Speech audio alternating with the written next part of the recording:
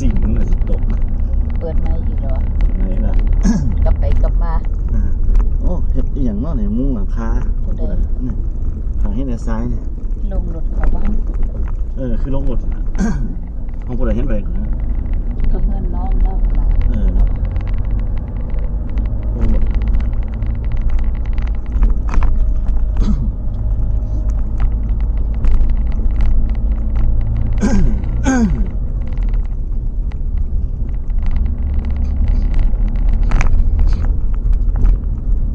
ผมเจ๋งดีละเนี่ยเป็นจริงอันนี้ตุ้มยี่ว่าสูแล้ว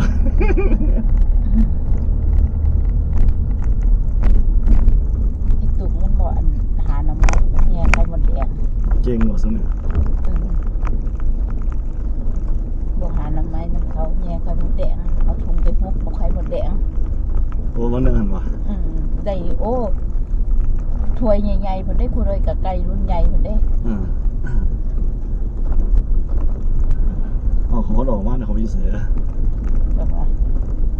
เขาไปเล่นใส่มันกระล่อนคืออยู่เนาะเล่นซีกระล่อนน่ะเขาไปแล้วซีกระล่อนเนี่ยช่วงนี้สร้างสีกันขัดพอเห็นเนี่ยเขาจุ่มนาดาสร้างสีนะเป็นสร้างสีสร้างเล็กสร้างของเท่าไหร่น่าหลายปีเนาะ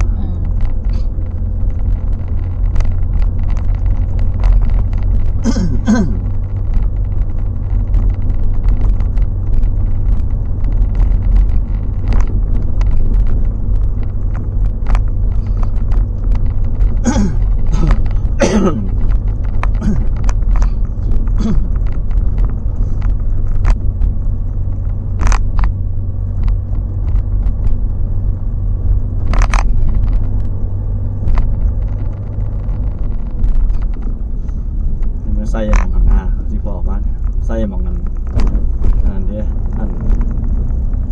หมองมุมที่ไม่ว่าจะสุดขนาดท่อนี่ลงท่อเลยนะเต็มท่อมันจะขึ้นมากนั่นเนาะบากใส่เลยเนาะบากใส่แล้วก็สิปิดค้อนไปนะบ่อยน้ำพุออกไปไหมแต่นี้กับปิดตลอดว่าแต่อย่าปิดทำงานเนาะให้มันหล่นท่อไปน้อยๆเขาปอกกันอีกเนาะก็เอาอิฐมาก่ออันขึ้นอีกจากฝ่ามือลงนี่ก็ขับเอาอิฐแดงกับ2ก้อนคนได้นอนจากอิฐเนาะคำจับฝ่ามือเนาะติดขอบไว้คือของมันยังด้วยเห็ดนะนะไหลอาหารได้เป็นเนาะไหลลงหันมันนี่ก็ถ้ามันลดพอมันก็ลงอันล่างพอดีนะ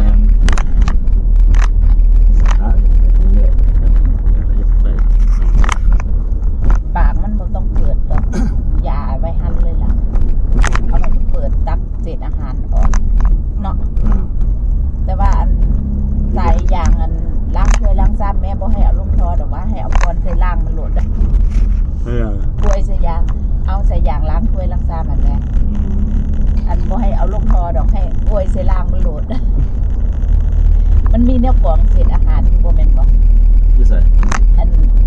อ่างล้างถ้วยล้างจานน่ะที่เขาเบิ่งน่ะเอารุ่นมีน้ำกรองเขาก็มีน้ำกรองกันได้เอาแล้วมีน้ำกรองพร้อม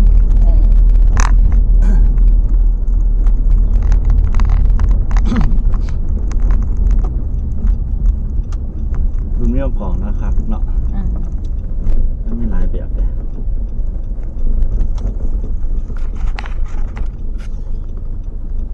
จุ่มนี่แม่ล้างแม่เทใส่อันกระซ่อนที่แม่ว่างไว้หั่นกันน้ำไหลออกหน้าบ้านก็สะอาดได้ล่ะเนาะบ่มีเศษอาหารเลยเป็นยากเลยเนาะว่าแต่เฮาเฮ็ดพิธีพิถันขึ้นรถไปไหนไปเลยดอกนึกขึ้นแบบลืมเลยไหนนะทางก็ยังได้กว่าว่าช่วยโคงกันพ่อนาวัดเลยเนาะว่าอยู่ที่ได้เนาะ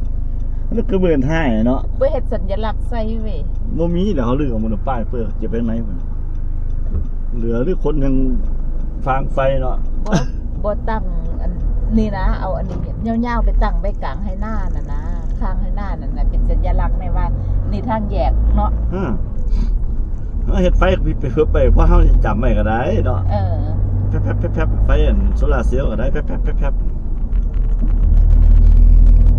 ตัวมันติดฮอตติดคันมันฮอตติดโซลาร์เซลล์นี่ประหยัดอยู่เด้เพราะว่า แม่วันตีด เบิ่งทรงติดประหยัดเพราะว่าติดอันออนกิจนะมันสับกับไฟฟ้านะแต่ต้องให้สร้างเขามันติดเขาสิได้ ก็จ้างสร้างกัน เพราะว่าเขาเดินคำนวณพร้อมนะ เฮาเดินสายไว้เรียบร้อยให้เขาลงหมกมอให้ซื้อเนาะเดินไปเฮาหั่นนะ เขาเดินไม่เขาให้เขาลงหมอเรียบร้อยแล้วเขาต่อก็ได้อันนั้นไม่ยากหรอกเขาเฮ็ดซ้ำนั่นล่ะเฮ็ดแพงกับหมอนั่นนะแล้วเขาเฮ็ดหมอกทอดเฮ็ดหมอกต่อไว้ให้เขาหั่นคือไฟสว่างเปิดเบิดคืนสอดแจ้งนี่หั่นคือใส่ไฟโซลาร์เซลล์หั่นล่ะ อันไฟเพราะว่าสิใส่หมดเทียนเล่นไฟสว่างอ่ะนะ ไฟสว่างน่ะใส่เปิดเฮียนเลยก็ได้เอาแต่แค่หลอดไฟอย่างเดียวหั่นนะไฟในเฮือนบ่ใส่ก็ได้เฮาบ่ค่อยเปิดเนาะบ่ต้องเอาไฟรอบเนี้ยเนี่ยไฟรอบเฮือนน่ะคือในห้องทำงานเฮาก็เปิดเบิดขึ้นสดแจ้งอยู่แล้วมันบ่บัดนี้มองพ่อแม่ก็เปิดเบิดขึ้นสดแจ้งอยู่แล้วมันบ่แม่นอันเอารอบเฮือนนั่นน่ะบัดนี้สวิตช์ปิดเปิดน่ะก็คือต่างหากนะพอ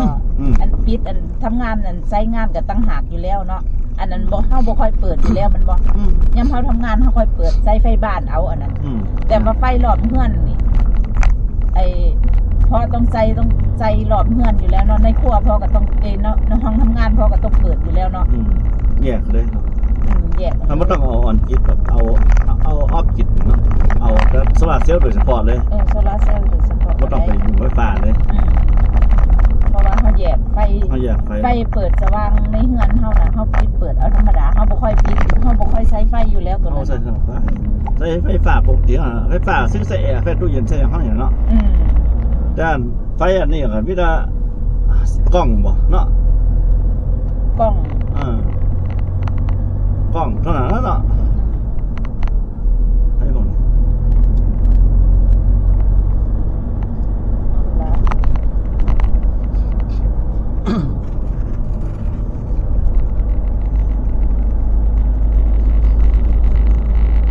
เนี่ยไปรถตัดก่อนมั้งโอ้ตลาดก่อนเนาะไปรถตัดเนาะตลาดซื้อข้าวสารรถตัดเดี๋ยวนั่นเนาะครับซื้อข้าวสารเจ้าก่อนแม่ว่าจะซื้อถังบ่ได้ไปซื้อในรถตัดครับบ่มีซื้อมาตั้งไว้ก่อนเดี๋ยวมาไปนึงเขาซื้อมาบัดมื้ออื่นเฮาก็ไปอันนั้นแล้วเนาะไปหาซื้อของแล้วเนาะซื้อสอบมันตั้งไว้ตั้งหมดขึ้นนะคำว่าใส่ถังรถไว้ดามนี่มันบ่ขึ้นเนาะคราวเดียวนึงเนาะมึงเดียวนึงตั้งลงไปบ่เหลือ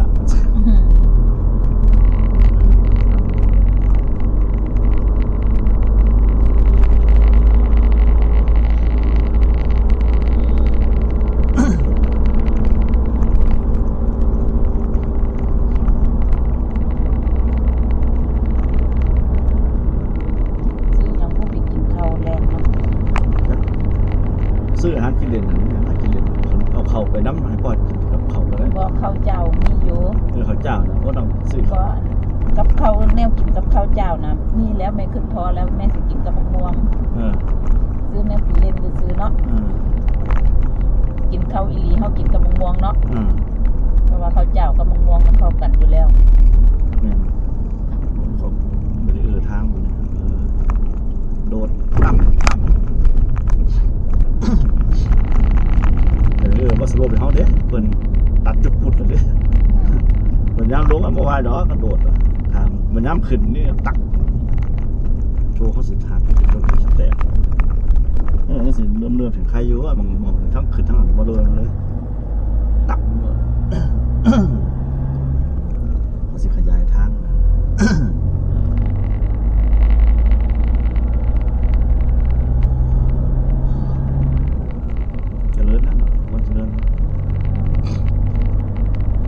ทางผ่านนี่เนาะทางผ่านหน่อยบนทางผ่านใหญ่เนาะ จังหวัดเป็นจังหวัดตันเนาะมันจังหวัดพาน อำเภอในพานจังหวัดก็พานเป็นตันหอดเป็นการขึ้นมัด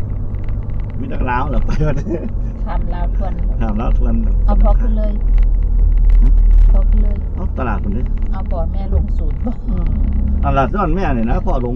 ทางเขาบ้านเมื่อวานขึ้ ล น งทีบลงเด่นอย่างนี่แหละดิ ครับพ่อตรงเลยพี่ห่อนแล้วเอ้ยเมียนไปอีกขันมาฉันเราจะไปซะเอาพาเราไปจังมันเฮ้ยมันเลยเดี๋ยวนั้นนี่กักมันว่าเมียนเลยมอนคักเมียนนะคักนี่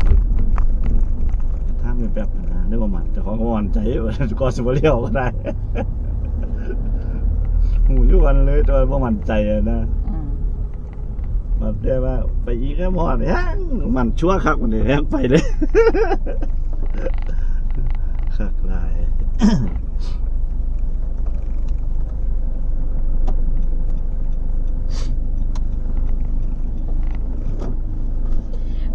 แมวกบเอิญรถเฮาเป็นรถตู้เด้เอาเขาคือเห็นรถตู้แล่นออกไปอยู่ ตู้ไปใส่เขาเห็นแบบว่าเป็นรถตู้ตัวอยู่ว่าซั่น รถตู้อีหยังอ่ะนี่บอกไปเปิดเดือนเนี่ยมันสิ เราก็เอิ้นง่ายๆสำหรับเรานั่นล่ะ ไม่มีเจียแต่ซาเราไปดอกเราคืออีหยังเราก็บอกไปตามเรามันละเราก็คือทันกัน